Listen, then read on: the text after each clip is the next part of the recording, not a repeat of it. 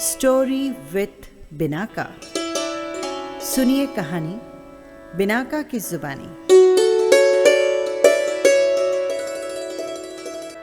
तो हाजिर है विक्रम बेताल की कहानी असली वर कौन और पत्नी किसकी।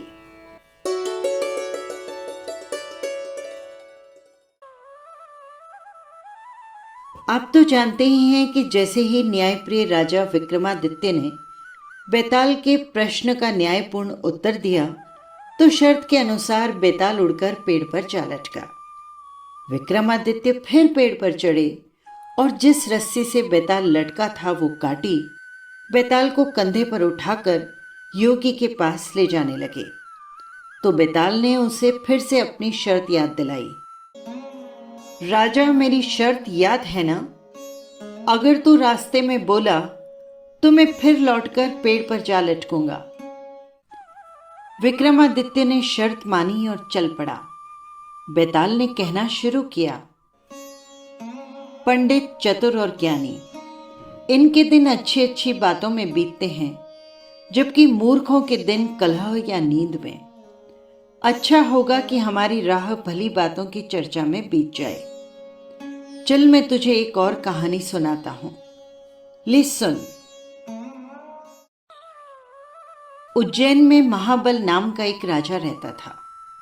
उसके हरिदास नाम का एक दूत था, जिसके महादेवी नाम की बड़ी सुंदर कन्या थी। जब वो कन्या विवाह योग्य हुई तो हरिदास को बहुत चिंता होने लगी। इसी बीच राजा ने उसे एक दूसरे राजा के पास भेजा। कई दिन चलकर हरिदास जब वहां पहुंचा तो राजा ने उसे बड़ी अच्छी तरह से रखा। एक दिन एक ब्राह्मण हरिदास के पास आया और बोला, तुम मुझे अपनी लड़की दे दो। हरिदास ने कहा, मैं अपनी लड़की उसे दूंगा जिसमें कोई विशेष गुण हो।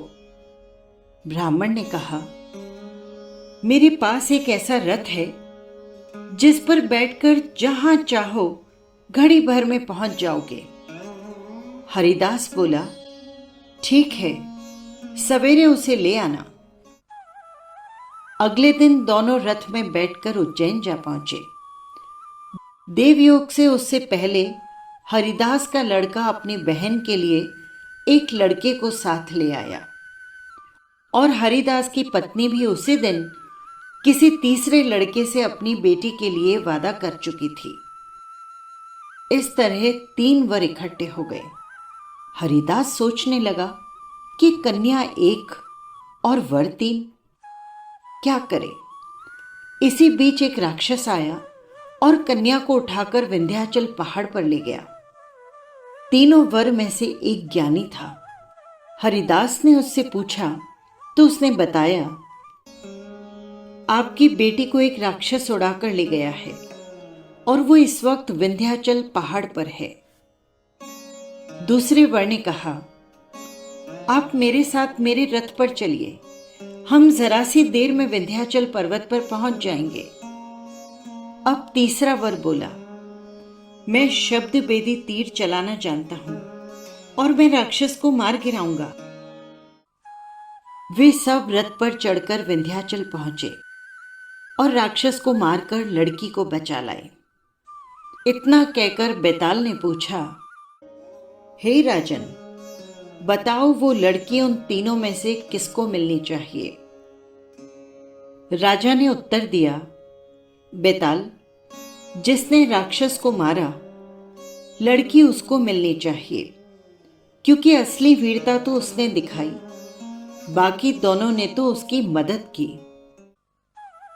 राजा का इतना कहना था कि बेताल फिर पेड़ पर जा लटका और राजा फिर उसे लेकर आया तो रास्ते में बेताल ने छठी कहानी सुनाई। राजन, धर्मपुर नाम की एक नगरी थी। उसमें धर्मशील नाम का राजा राज्य करता था। उसके अंधक नाम का एक दीवान था। एक दिन दीवान ने कहा, महाराज, एक भव्य मंदिर बनवाइए, उसमें देवी की स्थापना कीजिए और फिर यदि आप उसकी पूजा करेंगे तो बड़ा पुण्य मिलेगा।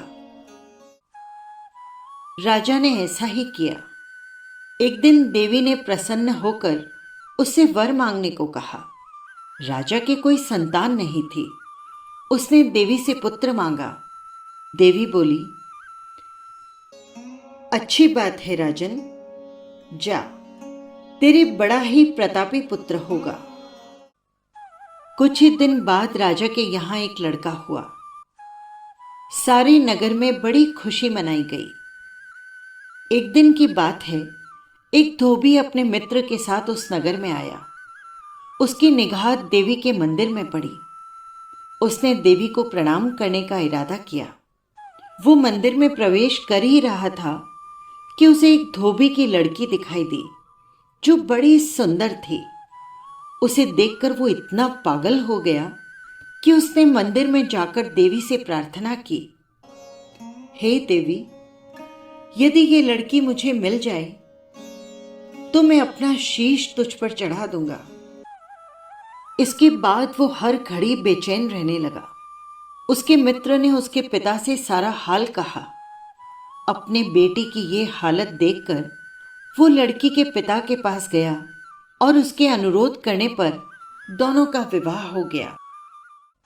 विवाह के कुछ दिन बाद लड़की के पिता के यहाँ उत्सव हुआ। उसमें शामिल होने के लिए न्योता आया। मित्र को साथ लेकर दोनों चल पड़े। रास्ते में उसी देवी का मंदिर पड़ा तो लड़के को अपना वादा याद आ गया। उसने मित्र और पत्नी को वहां पर रुकने को कहा और स्वयं जाकर देवी को प्रणाम किया और इतनी जोर से तलवार मारी कि उसका सिर धड़ से अलग हो गया। देर तक लड़का जब वापस नहीं लौटा तो उसके मित्र ने मंदिर में जाकर देखा तो क्या देखता है कि उसके मित्र का सिर धड़ से अलग पड़ा है। उसने सोचा कि ये दुनिया बड़ी बुरी है। कोई ये तो समझेगा नहीं कि इसने अपने आप शीश चढ़ाया है। सब यही कहेंगे कि सुंदर स्त्री को हड़पने के लिए मैंने इसकी गर्दन काट दी। इससे तो कहीं अच्छा है मर जाना। ये सोचकर उसने तलवार लेकर अपनी गर्दन उड़ा दी। उधर बाहर खड़ी खड़ी स्त्री हैरान हो गई तो वो देखने के लिए मंदिर के भीतर गई कि दोनों मित्र कहाँ चले गए। देखकर वो चकित रह गई। सोचने लगी कि दुनिया तो यही कहेगी कि ये औरत बहुत बुरी होगी, इसीलिए दोनों को मार आई। इस बदनामी से तो अच्छा है मर जाना। ये सोचकर उसने भी तलवार उठाई और जैसे ही गर्दन पर मारनी चाही कि देवी ने प्रकट होकर उसका हाथ पकड़ लिया और कहा, मैं तुझ पर प्रसन्न हूं, जो चाहो सो मांगो। स्त्री बोली, हे देवी, इन दोनों को जिंदा कर दो। देवी ने कहा, अच्छी बात है, एक काम करो, तुम इन दोनों के सिर इनके धड़ से मिला दो। घबराहट में स्त्री ने सिर जोड़े तो गलती से एक का सिर दूसरे के धड़ पर लग गया। देवी ने दोनों को जिंदा कर दिया। अब वे दोनों आपस में झगड़ने लगे। एक कहता था कि ये पत्नी मेरी है और दूसरा कहने लगा कि मेरी। बेताल ने पूछा, हे राजन, बताओ कि ये स्त्री किसकी होगी। राजा ने कहा, बेताल, नदियों में गंगा उत्तम है, पर्वतों में सुमेरु, वृक्षों में कल्प वृक्ष और अंगों में सिर। इसीलिए जिस शरीर पर उसके पति का सिर लगा हो वही पति होना चाहिए। इतना सुनना था कि बेताल ने कहा, राजन, तू बोला मैं चला। और बेताल फिर से उड़ा और पेड़ पर जा लटका। बस यही थी कहानियाँ। आपको कैसी लगी कमेंट बॉक्स में ज़रूर लिखिएगा। और हाँ, यदि आपने चैनल को सब्सक्राइब नहीं किया है तो कर लीजिएगा, जिससे हर कहानी सीधे पहुंच सके आप तक। फिर मिलेंगे किसी नई कहानी के साथ। नमस्कार।